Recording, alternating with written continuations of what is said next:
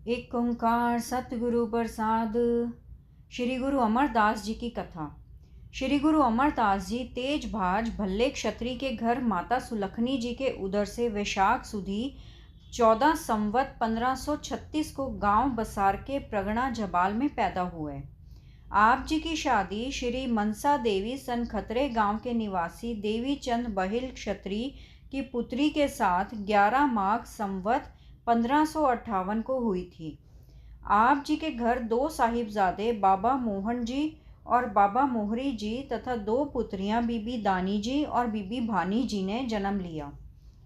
जब आप जी श्री गुरु अंगद साहिब जी की सेवा में उपस्थित हुए तो आप जी की आयु 61 वर्ष की थी। श्री गुरु अंगद देव जी का अंतिम संस्कार करके आप जी गोइंदवाल आ गए और अपने चौबारे में एकांत बैठ गए। जब आप जी को इस तरह एकांत बैठे कई दिन बीत गए तो आप जी के दर्शन अभिलाषी बहुत से सिख चौबारे के बाहर आकर इकट्ठे हो गए। फिर सभी ने मिलकर बाबा बुड्ढा जी के द्वारा गुरु जी के निजी सेवक को गुरु जी के पास अंदर भेजा कि बाहर 7 दिन से संगत बैठी हुई है, आप बाहर आकर सबको दर्शन देकर संतप्त हृदयों को शांत करो। इस तरह बलू की जबानी संगत की बेनती प्रवान करके गुरु जी बाहर आ गए और आसन पर बैठकर सबको दर्शन देकर उनकी मनेच्छा पूरी की। गुरु जी का नित्य कर्म। श्री गुरु अमरदास जी सवा पहर रात रहते उठकर स्नान करते थे। स्नान करके आप जी एकाग्रचित होकर निज आनंद में लीन हो जाते थे। दिन निकले समाधि से उठकर दीवान में आकर बैठते थे। दीवान में रबाबी कीर्तन करते थे। कीर्तन के भोग के उपरांत देश प्रदेश से आए सिख उपस्थित होते थे और सत्य नाम का उपदेश लेकर मनोकामनाएं पूरी करके आनंदमय होते थे। दोपहर के समय सारी संगत के साथ पंगत में बैठकर अमृतमय भोजन खाते और आप गेहूं का दलिया खाते थे। खाना आदि खाकर आप जी विश्राम करते थे और फिर दिन के चौथे पहर दीवान में बैठकर पंडित केशव दास से पुराणों की और गुरेतिहास की कथा सुनते थे। कथा उपरांत रबाबियों का कीर्तन होता था और फिर दीवान की समाप्ति की जाती थी। उपरांत फिर आप जी कुछ थोड़ा सा भोजन खाकर रात को विश्राम करने के लिए चले जाते थे। आप जी सदा ही सफ़ेद वस्त्र पहनते थे। आपने अपने पास कोई फालतू वस्त्र नहीं रखते थे। लंगर में भी सदा नया ही अन्नादि आदि आता था। रात को सोते समय जो लंगर बच जाता था वह गांव के आवारा पशुओं को तथा ब्यास नदी में जल जंतुओं के लिए डाल देते थे। पानी के घड़े और गागरे भी खाली करके उल्टी कर देते थे। नए सूर्य नया अन्न और नया ही पानी प्रयुक्त किया जाता था। जो कोई श्रद्धालु आप जी के दर्शन को बाहर से आता था, जिस समय तक वह पहले लंगर में से प्रसाद न खा लेता उसको दर्शन नहीं देते थे। यह सभी नियम आप जी ने अपनी आयु पर्यंत निभाए। गुरु जी ने सावन मल को हरिपुर भेजना।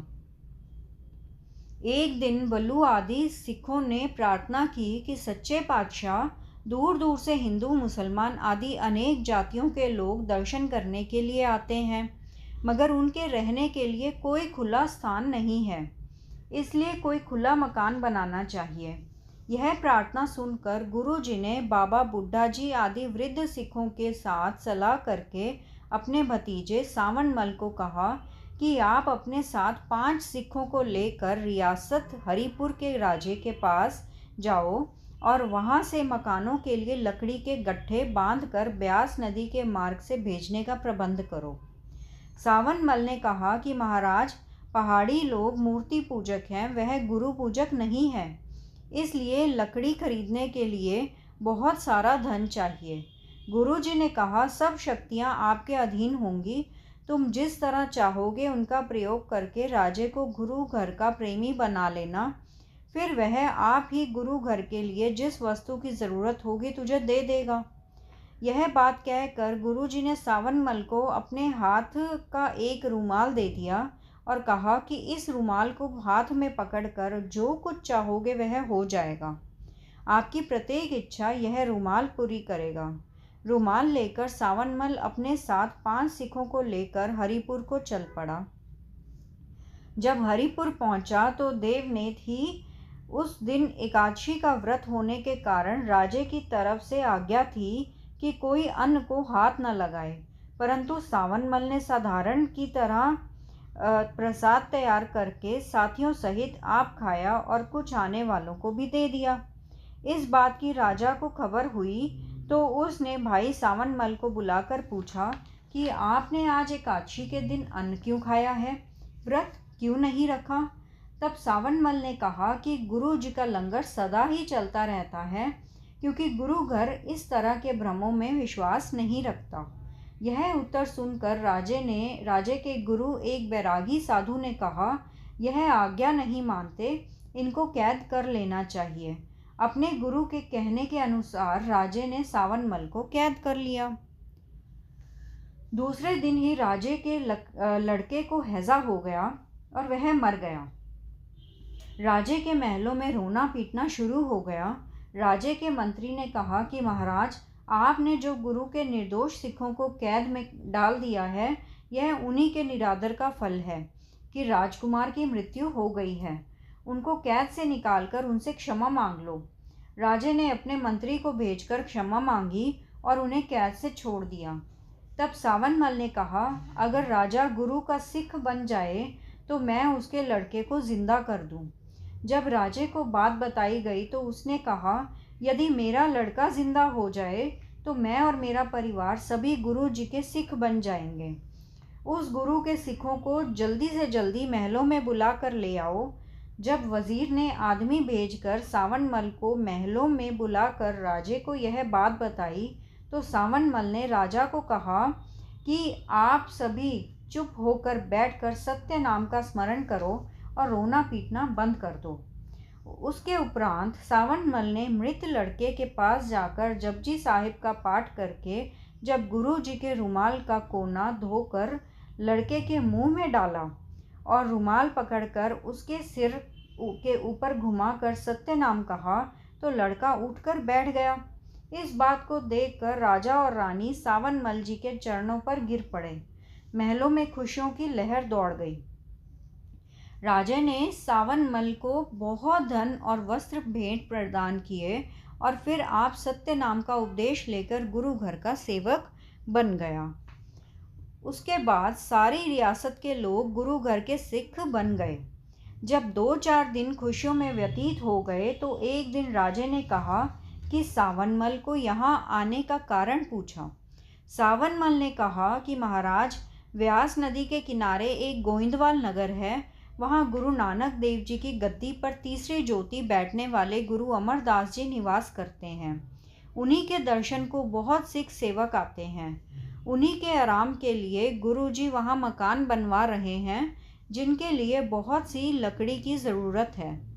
राजे ने उसी समय ही अपने आदमियों को हुक्म दे दिया कि मकानों में काम आने वाली दियार आदि लकड़ी काट कर उनके बेड़े बांधकर व्यास नदी में तैरा दो।